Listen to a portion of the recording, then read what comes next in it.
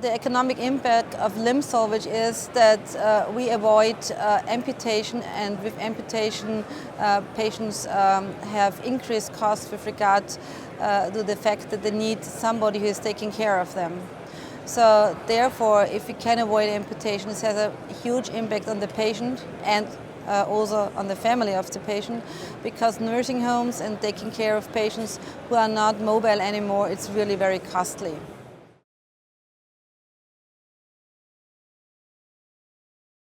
So for a very long time, only plain old balloon angioplasty, angioplasty with a BOBA, was the only treatment option for patients with CLI, especially with below-the-knee disease, because we didn't have any other technology out there.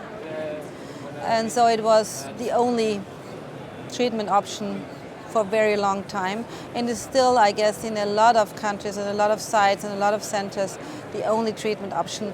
The issue is that a lot of patients, a lot of physicians still avoid stenting as an aftermatch of BOBA, because we do not have any good data with regard to bare metal stents.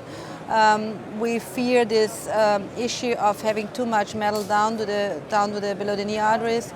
We don't have any evidence. We don't have really randomized controlled studies out there showing that anything else than BOBA is just an alternative right now.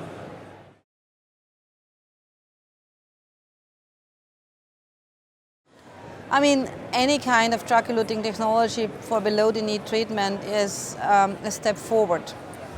So for a very long time, we just have used coronary stents to treat below-the-knee vessels. The issue was very short lesions could be treated, focal lesions could be treated. So I hope that this is now a paradigm shift with regard to treatment options if we use the newer technologies with regard to drug-eluting stents in below-the-knee treatment.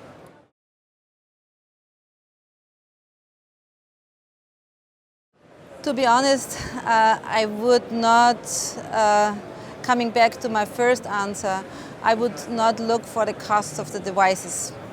Because if the patient gets an amputation, if there is prolonged wound healing, this is really costly. So I want to treat my patient in an efficient way the first time, so that the patient has not to come back for re-intervention, that the wound is healing, that it doesn't get infection, that it doesn't get any complications, because this is raising the cost and at the end doesn't get amputation.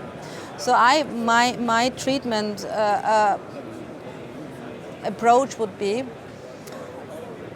atherectomy, maybe drug-coated technology on the balloon, whatever this is. At the time now we have some paclitaxel coated devices out there. Maybe in the future we might have some sirolimus coated devices out there.